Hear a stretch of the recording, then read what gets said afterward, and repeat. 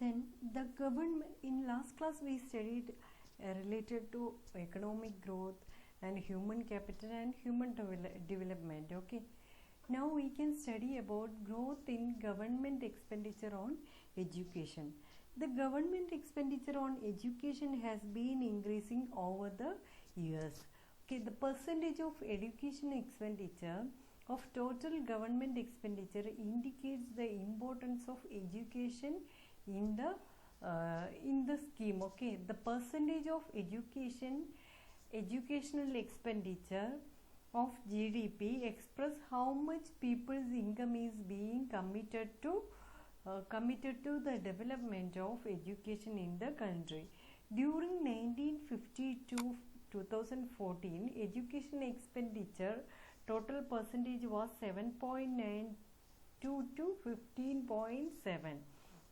Okay, then as percentage of GDP increased from 0.64 to 4.13, then we can understand educational expenditure was very high. Okay, elementary education takes a major share of total education expenditure and the share of higher education. We know institution of higher learning like colleges, polytechnics and university, these are very less in our country. We need to provide more higher educational institution. Okay, the government spend less on education. The expenditure per student in tertiary education is higher than the elementary. Okay, this does not mean that financial resources should be transferred from tertiary education to elementary education. Means expenditure per students in higher education is higher than of elementary education. We know elementary education means 1 to 4 basic education. For that one, government expenditure is very less. The government expenditure on education differs from state to state. Higher education, government need to spend more money. Suppose 1 to 4th class, government need to spend very less money. But in the case of MBBS or engineering, government need to spend more money. Okay, the expenditure on education is still much lower than the expenditure recommended by the various commissions. Okay, then government actually elementary education we know government is providing, but higher education government very less money only government spending for higher education. About 55 years ago, Education Commission of 1964-66 had recommended at least 6% of GDP spent on education to make a noticeable growth in educational achievements. Means we need to spend more money in education. The Tabas Majumdar Committee appointed by the government government of 1999 estimated an expenditure of 1.37 lakh crore over 10 years for changing the children age group of 6 to 14 years. Compared to this desired level of education expenditure of around 6% of GDP, the current level of a little over 4% has been quite inadequate. Only 4% only we are spending, it is inadequate. In principle, a goal of 6% need to be reached. We need to reach at least 6%.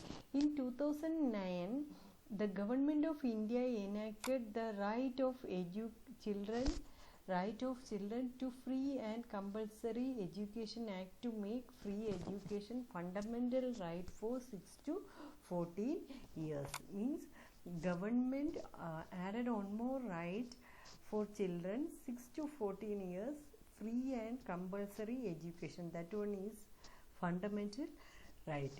Government of India has also started levying a 2% education cess on taxes. We know when we are doing transaction and everything, we need to give education cess. Government added 2% as Then Government of India started levying as 2% on education cess on union taxes. Means government added tax, educational tax. Everyone need to pay that tax. The revenue from education cess has been earmarked for spending elementary education. Okay, the government of India, we know the revenue from education cess is spent on elementary education. Then new loan schemes also introduced to help the poor children. Okay, means for higher education we know they need more money. For that one, government started new loan. Here you can see one table. Adult literacy rate in 1990, it was male literacy rate was 61.9 and female it was 37.9. In 2000 it was 68.4 and in female ratio it is 45.4. In 2011 male literacy rate was 79 and female it was 59. Then 2017-18 male literacy rate is 82 and female it is 66. Means we can understand our educational attainment is increasing. Then primary completion rate, it was in 1919 it was 78 for male. In 2017-18 it is 93 and for female it is 96. Okay, youth literacy rate male 76.6 in 1990 and for female it is 54.2. Okay, in 2017-18 it is 93 and for female it is 90. Then educational achievements in India. General, we from this table we understood the educational achievements. Here we can see the different adult literacy rate. From that one we can understand.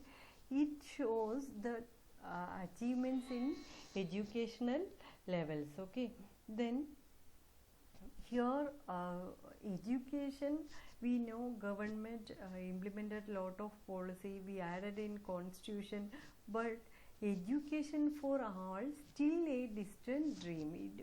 We know everyone need to get free and compulsory education up to the age of 14 years, but it's not happening in our country. Okay, then gender equity better than before. The difference in literacy rate between males and females are narrowing, signifying a positive development in gender equity. Still we need to promote education for women in India. We know in some rural areas people are not sending women or girls for schools or colleges. Okay, we need to improve this condition. That one is the main thing. Okay, then for improving economic independence and social status of women, we need to give more educational importance for women, because women education makes a favorable impact in the case of fertility rate and healthcare of women and children. If educated mother can give a good parenting and child care she can provide. Okay, as a mother she can help for the development of their children. Okay, therefore literacy rate, we have miles to go.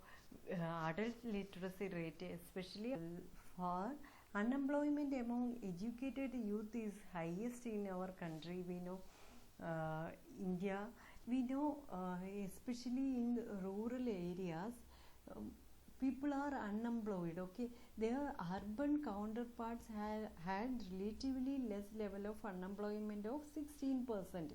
Okay, the most severely affected on were young rural female graduates, as nearly 30% of them are unemployed. We know most of the females, they are not going for jobs. Okay, then they are unemployed. If they are also working, we can improve our per capita income, means they can contribute in the economy's development. Okay, in contrast to this, only 3 to 6% of primary level educated in rural and urban areas were unemployed. Okay, the situation is yet to improve as indicated by the periodic labor force survey of 2017 and 18. The government should increase allocation of higher education and also improve the standard of higher educational institution.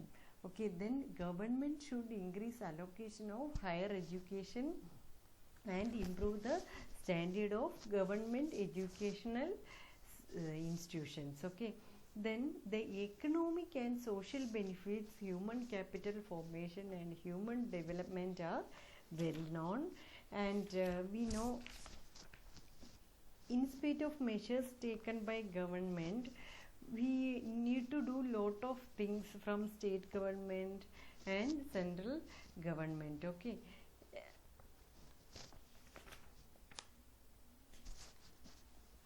the spread of education and health service across different sectors of society should be ensured so as to attain economic growth. Everywhere need to get education and health service. That one is the important thing. Okay, India has a rich stock of scientific and technical manpower in the world.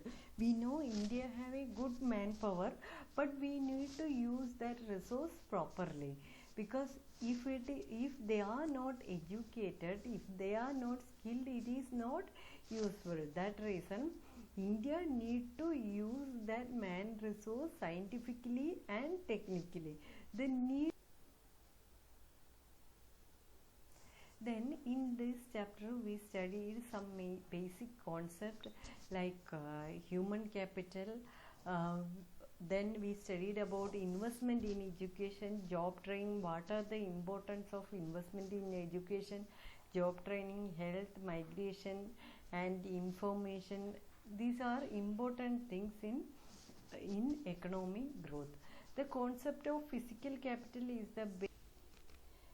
There are some similarity as well as dissimilarity, the two forms of capital formation. Investment in human capital formation is considered as efficient. Then investment in human capital formation is considered efficient and growth enhancing. Then we studied in this lesson, investment in human capital is important for the economic growth. Human development is based on the idea that education and health are integral to human well-being. In education also we need to give importance, then health also we need to give importance. Okay, the percentage of expenditure on education of the total government expenditure indicates the importance of education in the scheme of things for the government. Okay, then the percentage of expenditure on education of total government expenditure indicates how much government is spending money for education. That one showing how much development is happening in our country. The percentage expenditure on education indicates importance of education government. Okay.